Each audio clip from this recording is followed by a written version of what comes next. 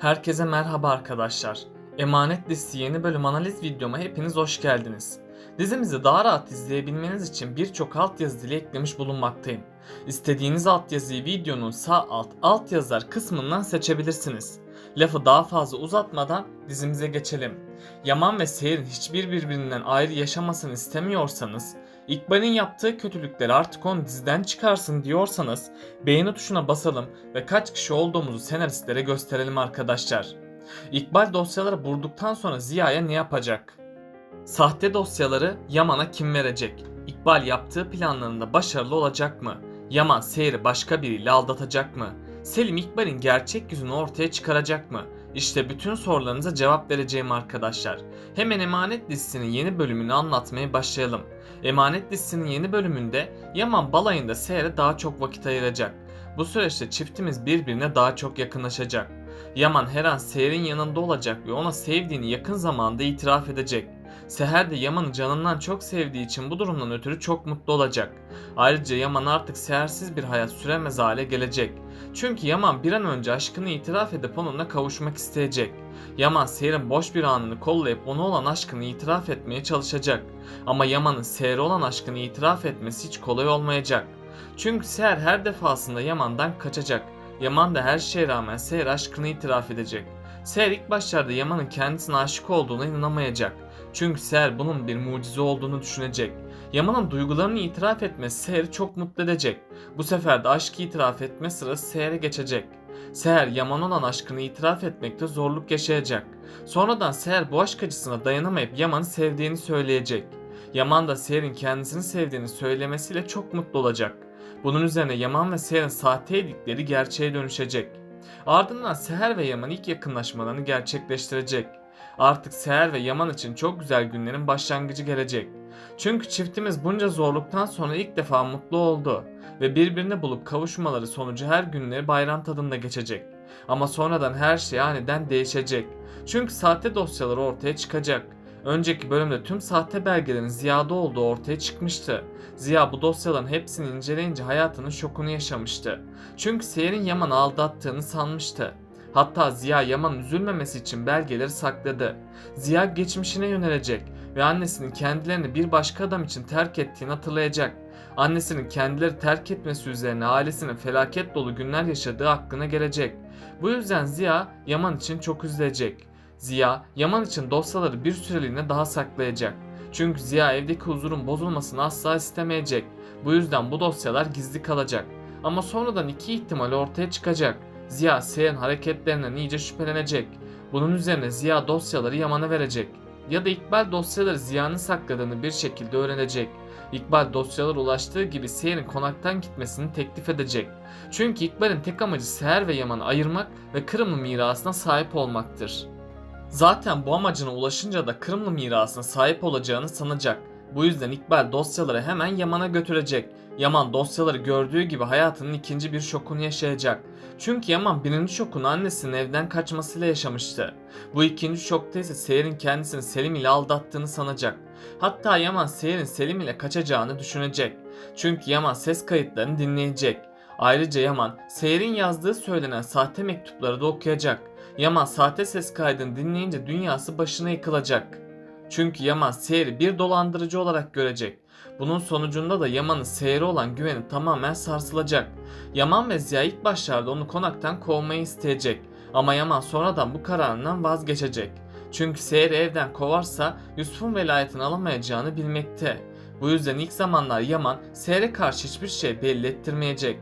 Sonradan Yaman Yusuf'un velayetini alır almaz Seher'e boşanma davası açacak. Sonradan Yaman Seher'e olmadık hakaretler edecek. Ve sonunda Yaman Seher'in kadınlık gururunu kırıp onu konaktan kovacak. Seher de Yusuf'u alamadan konaktan gitmek zorunda kalacak. Bu süre içinde Seher'e en büyük desteği Fırat ve Ali verecek. Çünkü Fırat ve Ali durumu el atıp gerçekleri ortaya çıkarmaya çalışacaklar. Gerçeklerin ortaya çıkması hiç kolay olmayacak. Yaman Seher'in kendisine ihanet ettiğini düşünüp yine eski hayatına dönecek. Yaman yine karanlık işlere bulaşıp yeni düşmanlar edinecek. İkbal ve Zuhal de Seher'in konaktan kovulmasıyla çok mutlu olacak. Ayrıca Zuhal Yaman'ı elde edebilmek için elinden geleni yapacak. Ama Yaman Zuhal'e şimdilik karşılık vermeyecek. Eğer Yaman Zuhal'e bir şans verirse bu onun sonu olacak.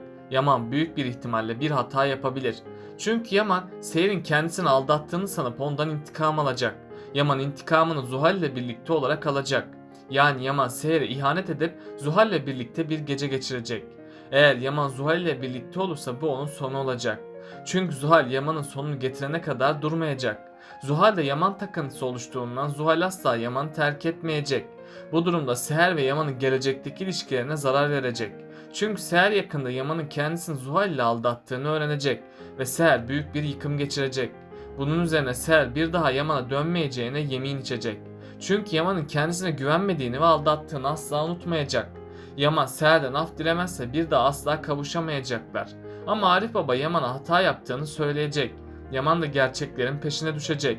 Önümüzdeki bölümlerde Cengel, Fırat ve Ali gerçeklerin peşine düşecek. Onlar gerçeğin peşine düştükçe Seher'in bir kompleye maruz kaldığını öğrenecekler. Selim ise Seher'in üzgün halini görüp üzülecek. Ardından Selim gerçekleri Ali ve Yaman'a anlatacak. Yaman gerçekleri öğrenir öğrenmez Seher'den özür dilemeye çalışacak. Ama Seher asla Yaman'ı affetmeyecek. Çünkü Seher'in kadınlık gururu kırıldığı için onu bağışlamayacak. Ayrıca Seher, Yaman'ın kendisini aldattığını da unutamayacak. Sonradan Nadire Anne ve Cengel Seher'i ikna etmeye çalışacak. Seher de sonunda Yaman'ı affedecek. Bu yüzden Seher konağa yeniden dönecek. İkbal ve Zuhal ise çok kötü bir son bekliyor. Çünkü onların gerçek yüzü ortaya çıkacak. Yaman gerçekleri öğrendiği için onlardan hesap sormaya gidecek. Zuhal de tüm suçu üstlenecek. Zuhal'in tüm suçu üstlenmesiyle İkbal aklanacak. Zuhal konaktan yeniden kovulacak. İkbal ve Zuhal'in konaktan kovulması herkes için iyi olacak. Yaman ve Seher sonunda rahat bir nefes alacak. İkbal gözünü iyice karartıp Seher'i öldürmeye çalışsa da bunda başarısız kalacak. Tabi her zaman olduğu gibi Seher kurtulacak. Seher'in kurtulmasıyla Yaman artık bu olanlara dayanamayacak. Yaman artık İkbal'e hak ettiği dersi verecek. Seher de suç duyurusunda bulunup İkbal'i tutuklatacak. İkbal ve Zuhal de sonunda tutuklanıp hapse girecek. Onların hapse girmeleriyle yeni kötüler dizimize dahil olacak. Bu yeni karakter bir erkek olup Seher'e aşık olacak. Yani Seher önceleri Yaman için mücadele ederken şimdi de Yaman Seher için mücadele etmek zorunda kalacak. Ali artık tamamen Kiraz'a aşık olmuş durumdadır. Çünkü Ali en son Kiraz'a aşk itirafının o kadar kolay olmadığını söylemişti. Ali Kiraz'a aşkını itiraf edemediğini ima etti. Ama Kiraz bunu anlamadı. Kiraz Ali'ye bir şans vermezse Ali büyük bir yıkım geçirecek. Çünkü Ali Kiraz'ı canından çok sevmektedir. Her şeye rağmen Sultan Ali'deki bu değişiklikleri görecek ve Ali'ye aşk konusunda destek olacak. Fırat da en son Neslihan'ın hayatında kimsenin olmadığını öğrendi. Bunu öğrenince Fırat Neslihan ile ilgilenecek. Neslihan da Fırat'tan etkilenmeye başlayacak. Artık Fırat ve Neslihan da aşklarını itiraf edip evlenme kararı alacak. Nadire Anne de Neslihan'ı Adalet Hanım'dan isteyecek. Adalet Hanım da Neslihan'ın mutlu olması için elinden geleni yapacak. Neslihan da sonunda prensiyle birlikte mutlu olacak. Yani dizide çiftlerimiz kavuşmuş olacak. Peki sizce Ziya sahte dosyaları Yaman'a kendi mi verecek yoksa İkbal dosyaları bulup o mu dosyaları verecek? Aşağıda düşüncelerinizi bekliyor olacağım. Bakalım siz bu konuda ne düşünüyorsunuz? Böylelikle bu bölümün de sonuna geldik arkadaşlar. Bunun gibi videoların devamının gelmesini istiyorsanız kanalımı takip etmeyi ve bu videomu beğenmeyi unutmayın. Kendinize çok iyi bakın. Hoşça kalın.